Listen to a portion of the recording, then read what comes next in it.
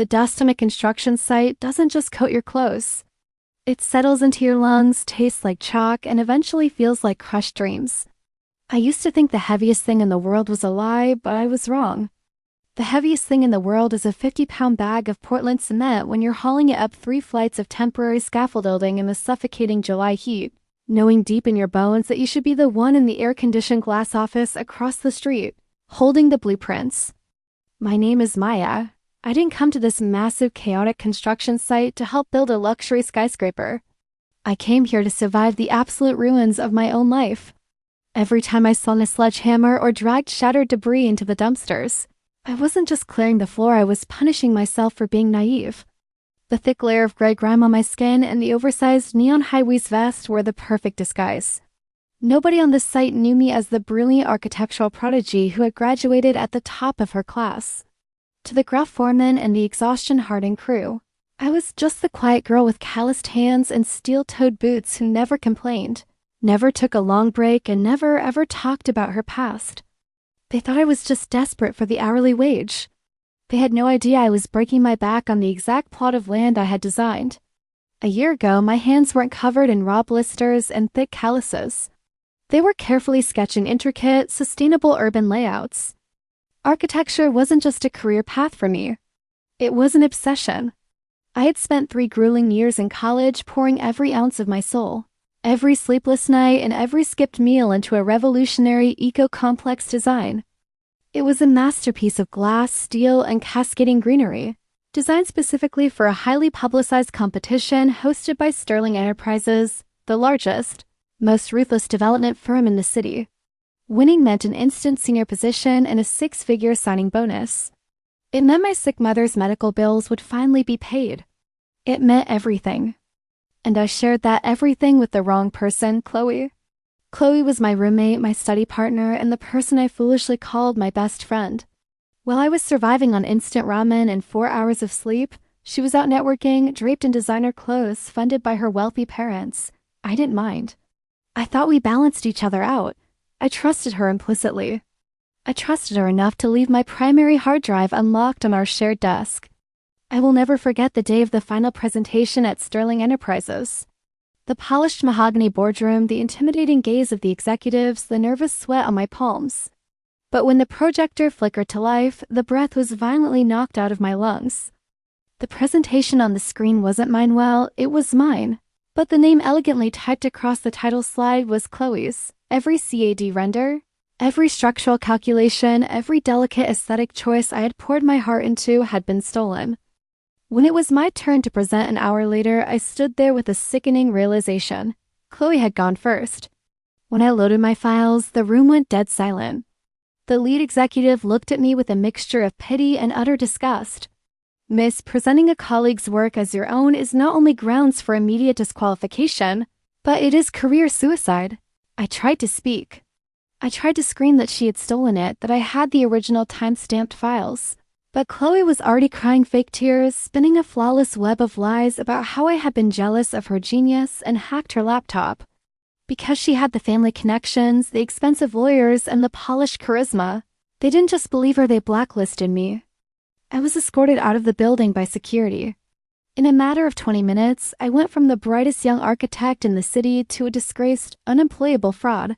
Chloe got the job. I got an eviction notice. With my reputation destroyed, no architectural firm would even look at my resume. The bills piled up, a terrifying mountain of debt threatening to bury me alive. So I traded my drafting pens for a hard-it. I needed money, cash in hand, and construction work paid decently if you were willing to break your body for it. The irony was a bitter pill that I was forced to swallow every single morning. The set I was hired to work on? It was the Sterling Enterprises Eco-Complex, my Eco-Complex. Every steel beam I helped guide, every wall I helped frame, was born from my own imagination. I was building my own stolen dream, piece by agonizing piece, for a minimum wage, while Chloe sat somewhere high above in a plush office, taking the credit.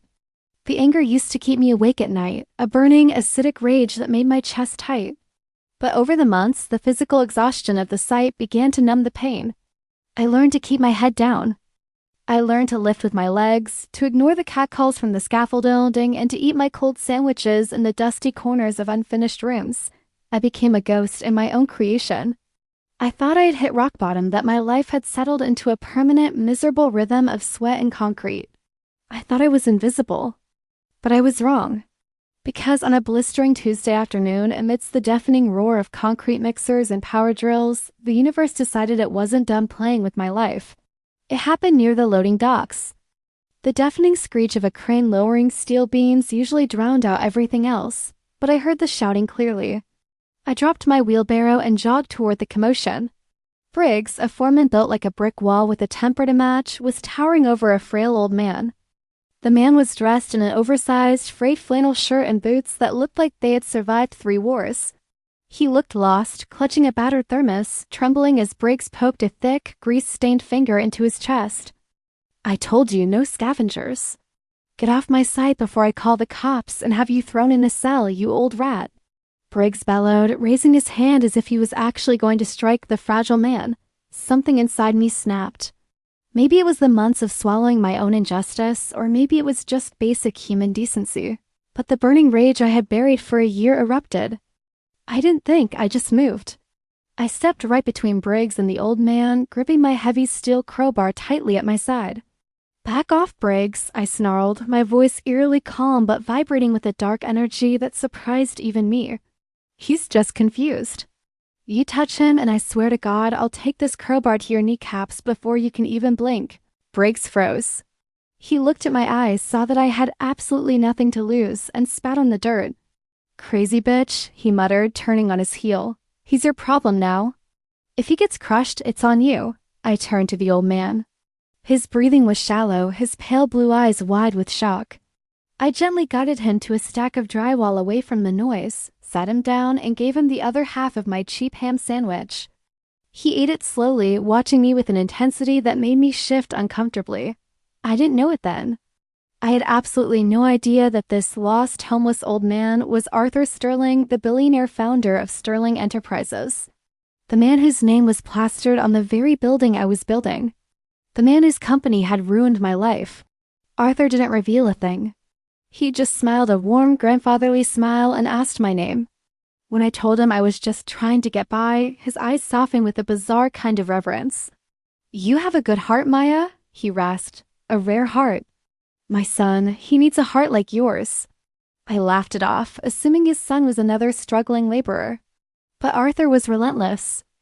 Over the next week, he kept appearing at the perimeter fence, bringing me lukewarm coffee, pleading with me to just meet his son. Elias. He painted Elias as a hard-working but cynical driver who had given up on love, beaten down by the world. Out of sheer pity for the sweet old man, I finally agreed to a single cup of coffee. What I didn't know was the war raging in the Sterling penthouse. Elias Sterling, the ruthless, impossibly handsome heir to the empire, had been dodging his father's arranged marriages for years. He was convinced every woman on earth was a gold digger after his trust fund.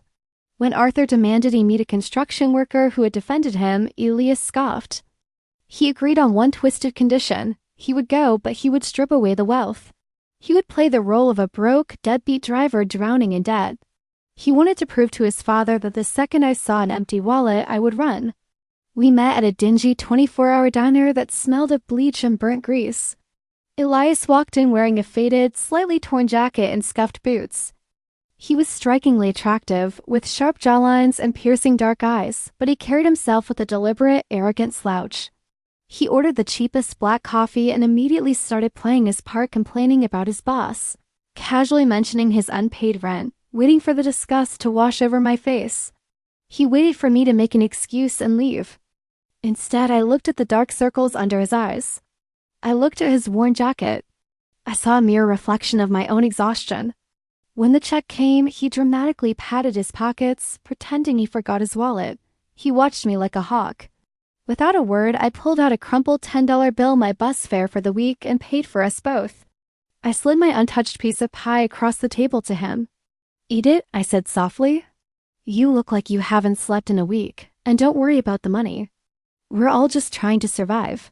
The look of sheer, unadulterated shock that flashed across Elias's face was something I'll never forget. His cynical mask slipped for just a fraction of a second. That diner changed everything. We started seeing each other. For weeks, Elias dragged me through his fabricated poverty, testing my limits. He would pick me up in a beat-up, rented sedan that constantly broke down. He would tell me his boss, the billionaire owner of Sterling, was a tyrant who cut his hours. And my reaction? I worked double shifts. I let my own electricity get shut off for 2 days so I could buy Elias a warm winter coat because he had shivered during our last walk. I came to our dates with bleeding, calloused hands, smelling of concrete dust just to bring him groceries. I was giving him the absolute last pieces of my soul, and I was falling deeply, dangerously in love with a man I thought was drowning in the same dark ocean as me. But the physical toll was destroying me. One rainy Tuesday, my landlord handed me a final eviction warning. I had exactly $12 to my name. I sat on the floor of my empty, freezing apartment, crying until my ribs ached, realizing that loving Elias meant I was chaining myself to a lifetime of this agonizing, suffocating poverty. I was ready to give up everything for him, but I didn't know if I was strong enough to survive it. I was shivering on the bare floorboards of my apartment, staring at the bright pink eviction notice taped to my door when Elias used his spare key to come in. He took one look at my tear-streaked face, the empty cupboards, and the final demand for rent, and something inside him visibly shattered. The arrogant, cynical armor he had worn for weeks dissolved completely.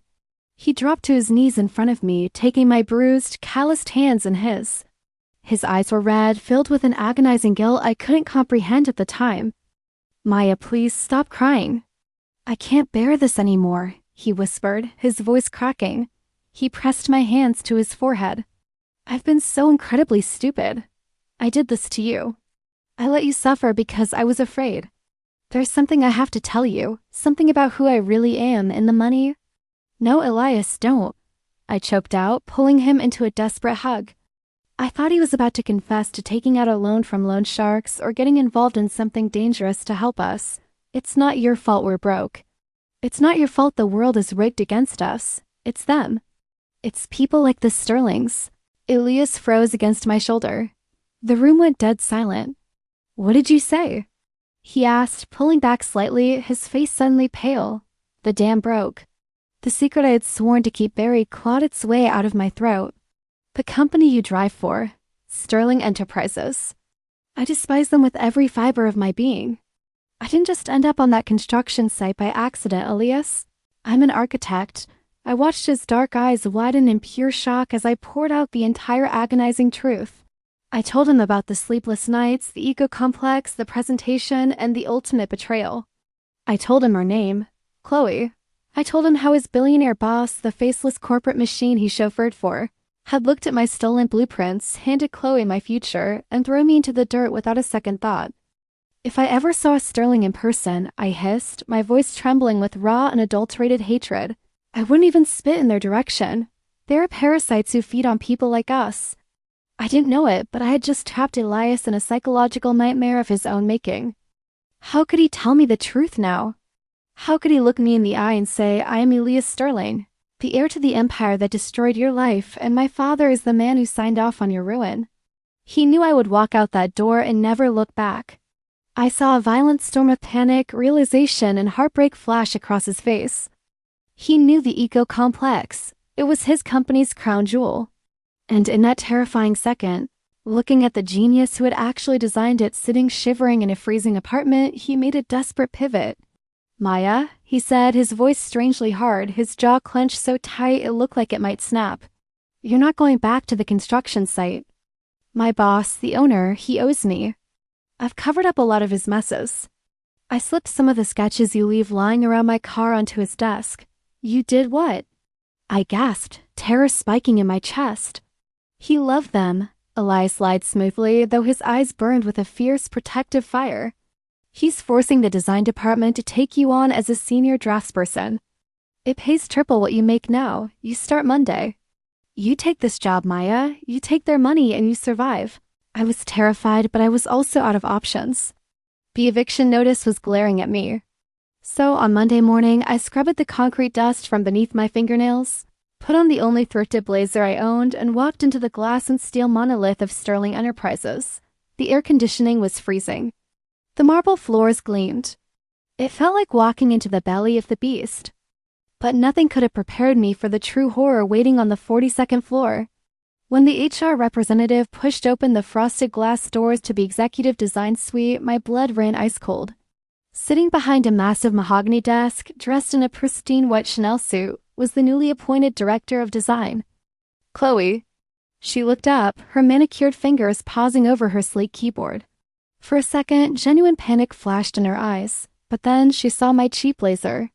She saw the hesitation in my posture. The panic melted into a slow, venomous, triumphant smile. Well, well, well, Chloe purred, standing up and walking slowly around her desk like a predator circling a wounded bird. Look what the cat dragged in from the gutter. Did you get lost looking for the janitor's closet, Maya? My stomach violently revolted. I wanted to run. I wanted to scream. But I thought of Elias. I thought of how he had put his job, his only source of income, on the line to get me this interview. If I quit, he might get fired. We would both be on the street. I dug my fingernails so hard into my palms that they bled. I swallowed my pride, my dignity, and my anger. I was assigned here as a draftsperson, I forced out, my voice barely a whisper. Chloe laughed, a sharp, grating sound that echoed in the silent office. Oh, this is going to be fun. You'll be my personal assistant.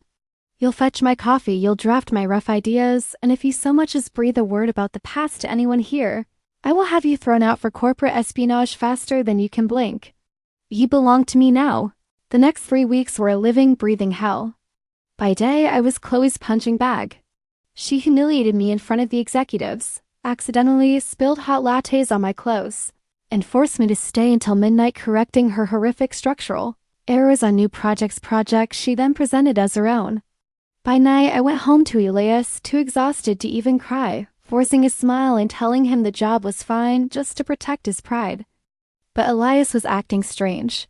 He was distant, constantly on his phone, disappearing for hours on end, claiming his boss was demanding late-night drives. I felt completely isolated, drowning in a toxic corporate prison, losing the man I loved to the stress of our fake poverty. Then the final blow landed. It was a Friday evening. The entire office was buzzing. Chloe started out of her office, a glass of champagne in hand, addressing the floor. Listen up, everyone. Next week is the annual Sterling Charity Gala, she announced, her eyes locking onto mine with malicious glee.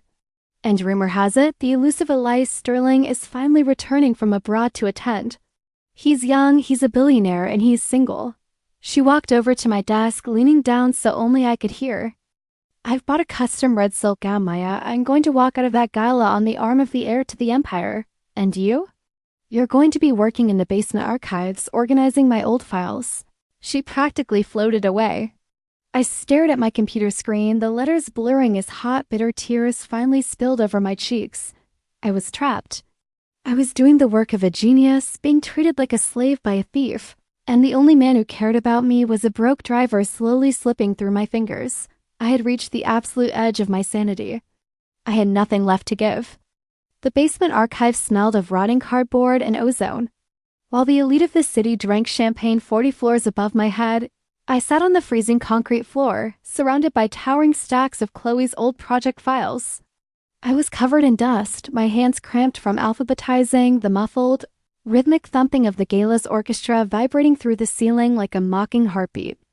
It was the ultimate humiliation. I rested my forehead against my knees and let the tears fall, feeling utterly, hopelessly broken. Then the heavy metal door of the archive room groaned open.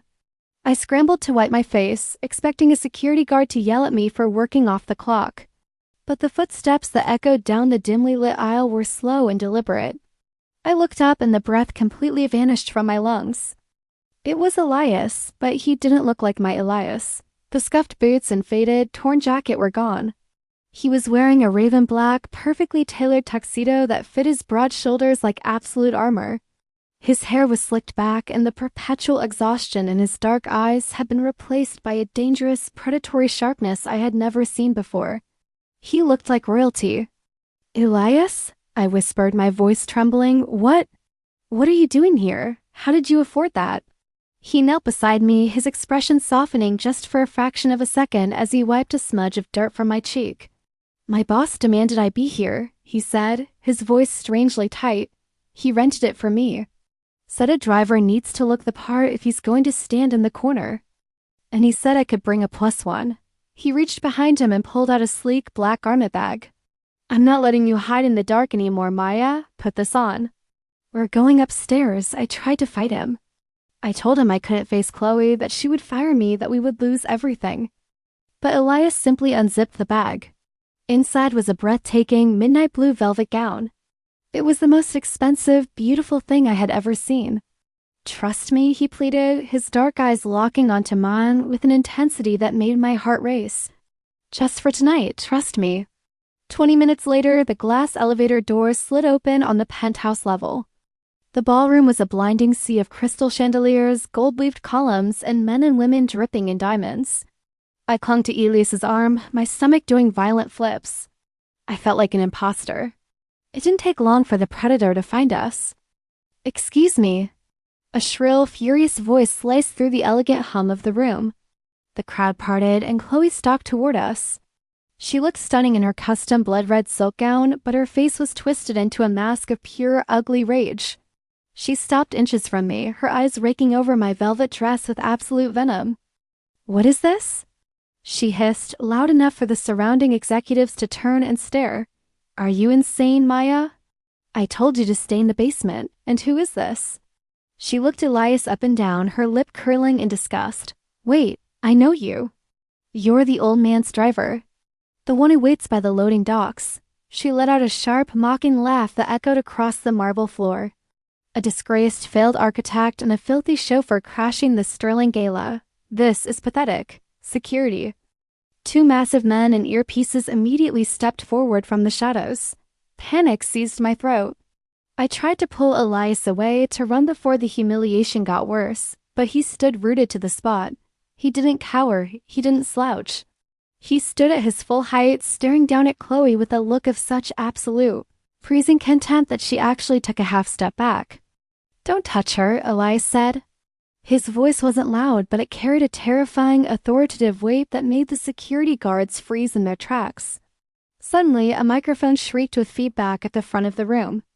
The orchestra abruptly stopped playing. Standing at the top of the grand marble staircase was Arthur Sterling, the homeless old man from the construction site, now wearing a flawless tuxedo, looking every inch the billionaire titan. Ladies and gentlemen, Arthur's booming voice echoed through the silent ballroom. Thank you for joining us.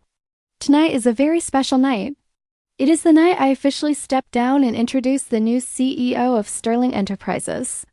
A man who has spent the last month in the trenches, discovering exactly what kind of rot has infected our company. Chloe instantly forgot about us. She smoothed her red dress, her eyes lighting up with greedy anticipation as she looked toward the staircase, waiting for the elusive billionaire heir to appear so she could sink her claws in. Allow me to introduce my son, Arthur announced, a dangerous smile playing on his lips. He pointed directly into the crowd. Elias Sterling. The massive, blinding theater spotlight swung across the ceiling and slammed down. But it didn't hit the staircase. It hit us. It hit the man holding my hand.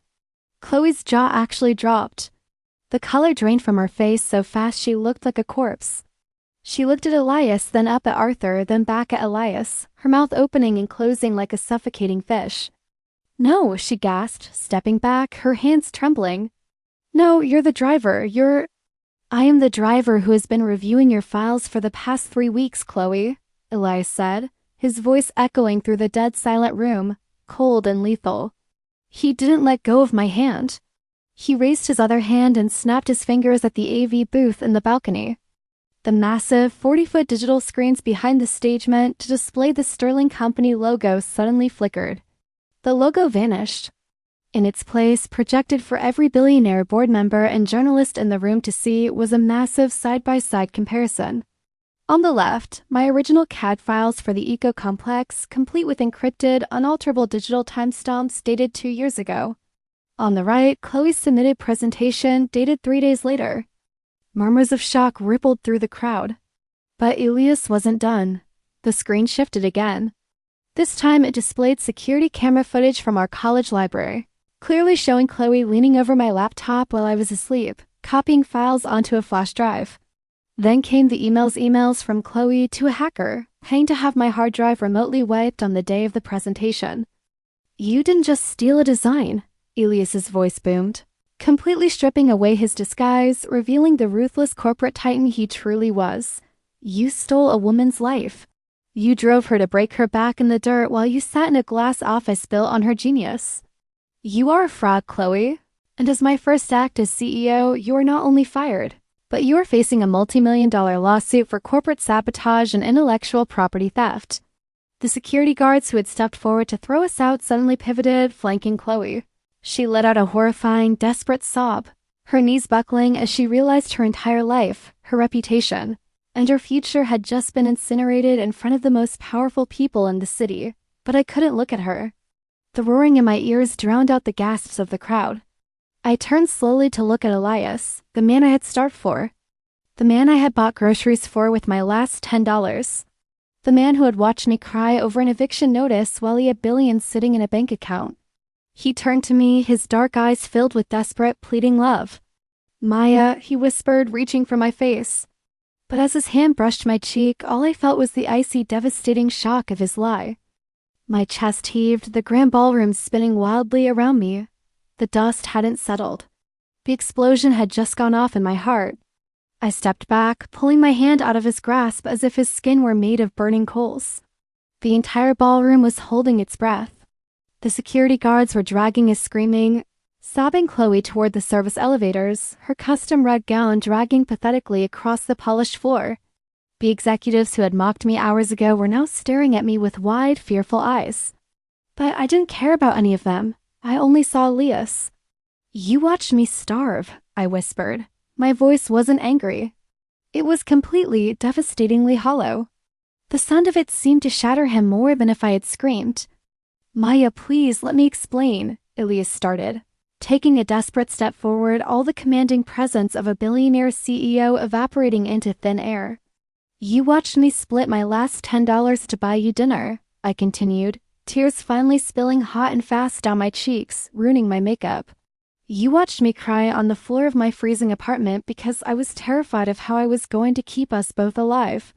You let me break my body on your construction site, carrying cement until my hands bled while you went home to a penthouse. You weren't protecting yourself from a gold digger, Elias. You were playing a twisted game with my life.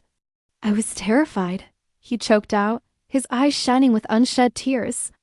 My whole life, people have only ever looked at me and seen a bank account. When I met you, you were so fiercely good. You defended an old man you didn't even know. You gave me everything you had when you thought I had nothing.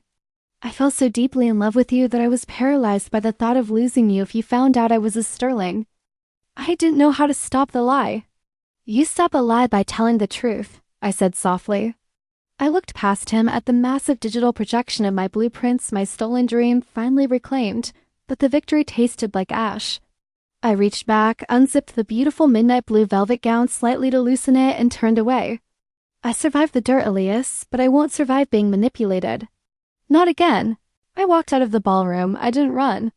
I kept my head high, the heavy doors closing behind me, cutting off the deafening silence of the billionaire elite. I took the elevator down to the lobby, stepped out into the freezing city night, and took a deep breath of the polluted, beautiful air. For the first time in a year, my chest didn't feel heavy. 3 days passed. The city was turned upside down by the scandal. Chloe's face was plastered across every business blog and newspaper. Sterling Enterprises had filed a massive lawsuit against her. Her assets were frozen, and she was facing potential jail time for corporate fraud. The executives who had enabled her were fired. But I stayed in my tiny, drafty apartment, ignoring the relentless knocks on my door and the hundreds of voicemails from reporters. On the fourth morning, there was a different kind of knock, quiet, hesitant. I opened the door, wearing my old oversized sweater. Elias stood in the hallway. He wasn't wearing a tuxedo, and he wasn't wearing the fake scuff driver's jacket either. He was just wearing a simple, dark sweater and jeans. He looked utterly exhausted, stripped of all his arrogant armor. He looked like just a man. In his hands, he held a thick, heavy leather portfolio. "I'm not asking you to take me back," he said instantly, his voice rough. "I know I don't deserve that. But I need you to take this." He held out the portfolio. I hesitated, then slowly opened it. Inside wasn't a job offer from Sterling Enterprises. It was a stack of legally binding, notarized property deeds and corporate registration documents. I read the top page, my breath catching in my throat. Maya Architecture and Design. Sole proprietor Maya Lin. Attached to it was the deed to the exact plot of land where the eco-complex was currently being built. I bought the project out from under my own company's board of directors, Elias explained softly, watching my face. I transferred the land, the permits, and the full multi-million-dollar construction budget into an independent trust. It's yours, Maya. You aren't working for Sterling Enterprises. You aren't working for anyone. You are the owner, the lead architect, and the boss of your own firm. The site crew answers to you now. I stared at the papers, my hands trembling. This wasn't just an apology. This was him giving me absolute power over my own destiny. He was giving me my life back with interest. Why? I asked, looking up into his dark, regretful eyes. Because I stole your agency, just like Chloe stole your work, he said, stepping back into the hallway, giving me space. I wanted to prove to you that I see you. Not as a victim, not as a construction worker, and not as someone I need to save. I see the genius who designed that building. You built me up when I pretended to be broken. Now it's your turn to build your empire. He turned to walk away, his shoulders heavy with the weight of losing me. I looked down at the deed. I thought about the blisters on my hands, the taste of concrete dust, and the freezing nights. I thought about the man who had sat with me in a diner, the man who had destroyed the woman who ruined my life, and the man who was now walking away because he finally respected me enough to let me go. Elias, I called out. He stopped, turning back with a flicker of terrifying, fragile hope in his eyes. Building a skyscraper takes time, I said, leaning against the doorframe, clutching the leather portfolio to my chest. You can't rush it. It takes a completely solid foundation. And right now, ours is cracked. Elias swallowed hard, nodding slowly. I know. But, I added, a tiny, genuine smile finally breaking through the heavy armor I had worn for a year. I'm a really good architect. I know how to fix a broken foundation. It just requires a lot of hard work. The relief that washed over his face was so blinding, so pure, that it made my heart ache in the best possible way. He didn't rush forward to grab me. He just stood there, smiling back, a silent promise passing between us in the dusty hallway. The next morning, I didn't put on a neon high-waist vest. I put on a sharp, tailored suit.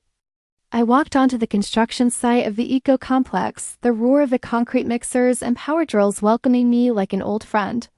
Briggs, the foreman, dropped his clipboard in absolute shock as I walked past him, straight into the glass-walled command trailer and unrolled my blueprints on the main desk. I wasn't a ghost anymore.